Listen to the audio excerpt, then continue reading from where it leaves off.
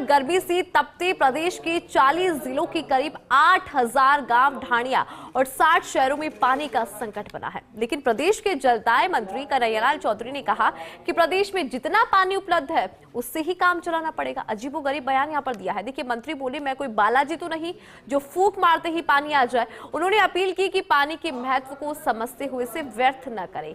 सरकार पेयजल उपलब्ध कराने के लिए प्रयास कर रही है। स्पेशल रिपोर्ट देखिए। नौतपा के कारण पूरा प्रदेश तप रहा है और जनता की हलक पानी के लिए सूख रही है। कहीं पर सरकारी पानी बेचा जा रहा है तो कहीं पर पानी के लिए जनता सड़क पर उतर आई। राजधानी जयपुर में धरने प्रदर्शन करके मटके फोड़े जा रहे हैं। इसी बीच लोकसभा चुनाव प्रचार से प्रदेश में लौटे जलदाय मंत्री कन्हैयालाल ने अब गहराती पेयजल संकट को लेकर सुध ली है। सचिवालय में अधिकारियों के साथ मीटिंग करने के बाद मंत्री कन्हैयालाल ने सरकार द्वारा उठाए कदमों की जानकारी दी, लेकिन इस दौरान ही उन्होंने अजीबोगरीब बयान दे दिया। उन्होंने कहा कि प्रदेश में पानी की कमी है और जितना पानी है उससे ही काम चलाना पड़ेगा। मंत्री ने कहा कि मैं कोई बालाजी नहीं जो फूंक मारते ही पानी आ जाए। साथ ही उन्होंने स्वीकार किया कि समर कंटीजेंसी कार्यों की वित्तीय और टेंडर प्रक्रिया में देरी हुई है। मंत्री ने कहा कि हमने कंटीजेंसी प्लान बनाया लेकिन तुरंत आचार संहिता लग गई, जिसकी हमें उम्मीद नहीं थी। राजस्थान के अंदर पिछले 2022 के अंदर लगभग 300 बांध भरे हुए थे। इस बार लगभग 197 बांध ही भरे। अगर पानी की उपलब्धता देखें तो 35% पानी हमारा इस बार हमें कम था। सबसे बड़ी जो आज जो डिमांड हुई है, क्योंकि पिछले 5 सालों से हमने ERCP पे हमने कोई काम नहीं किया। आज भूजल स्तर की जो स्थिति हुई है, जितना दोहन जो आज हो रहा है उसकी वजह से भूजल स्तर पिछले 2022 से हम तुलना करें तो आज हमारा भूजल स्तर भी काफ़ी, उससे ज़्यादा नहीं तो भी 100 फीट से ज़्यादा नीचे चला गया। जलदाय मंत्री ने कहा कि सरकार पेयजल उपलब्ध कराने को लेकर गंभीर है और आकस्मिक कार्यों के तहत ग्रामीण क्षेत्र के 48 जिले और शहरी क्षेत्र की 201 कस्बों में जल परिवहन के लिए पेयजल प्रबंधन हेतु कार्य किया जा रहा है। हर जिला कलेक्टर को अधिकृत आकस्मिक कार्य हेतु 50 लाख रुपए की राशि स्वीकृत की है। टैंकर से सरकारी पानी बेचने के सवाल पर मंत्री ने कहा कि इस तरह की शिकायत आई जिन पर कार्रवाई भी की जा रही है।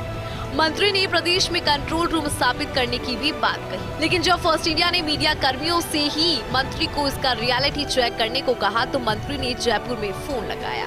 हालांकि सामने से कोई संतोषजनक जवाब नहीं मिल सका।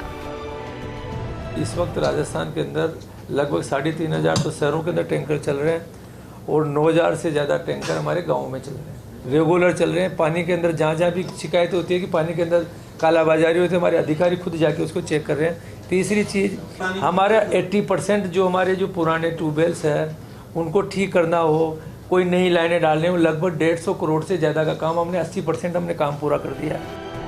इस बीच जलदाय मंत्री ने पूर्ववर्ती भाजपा सरकार में बने द्रव्यवती नदी प्रोजेक्ट पर ही सवाल खड़े करते हुए कहा कि नाले का फर्श पक्का करने के कारण पानी रिचार्ज नहीं हो रहा और पूरा पानी बहकर बाहर जा रहा है।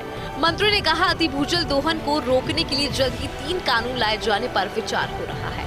प्रदेश में भविष्य में जल संकट न हो इसके लिए ERCP सहित कई परियोजनाओं को हाथ में लिया गया। बढ़ती गर्मी के बीच प्रदेश में पानी के लिए त्राही त्राही हो रही है। राजधानी जयपुर से लेकर प्रदेश के अन्य हिस्सों में धरने प्रदर्शन हो रहे हैं, मटके फोड़े जा रहे हैं। हालांकि ये सही है कि प्रदेश में पानी की कमी है और सभी को पानी पहुंचाना बड़ा मुश्किल है, लेकिन फिर भी सरकार का ये प्रयास है कि जनता को पेयजल तो कम से कम उपलब्ध कराया जाए। लेकिन इन सब के बीच जलदाय विभाग की कमियां भी रही है, कुछ खामियां भी रही है और इसी कारण से आज प्रदेश में ऐसे हालात है। हालांकि खुद मुख्यमंत्री भजनलाल शर्मा और जलदाय मंत्री कन्हैयालाल चौधरी ने अब कमान संभाली है, अफसरों की बैठक लेना फिर से शुरू कर दिया है। उम्मीद है अगले कुछ दिनों में कोई तो रास्ता निकलेगा और प्रदेश की जनता को पानी मिलेगा। लेकिन साथ ही जलदाय विभाग के अधिकारियों को भी अपने एयर कंडीशन कमरों से बाहर निकलकर जनता के बीच उनकी सुध लेनी होगी। कैमरामैन साहिल के साथ Naresh Sharma, first India news, Jaipur.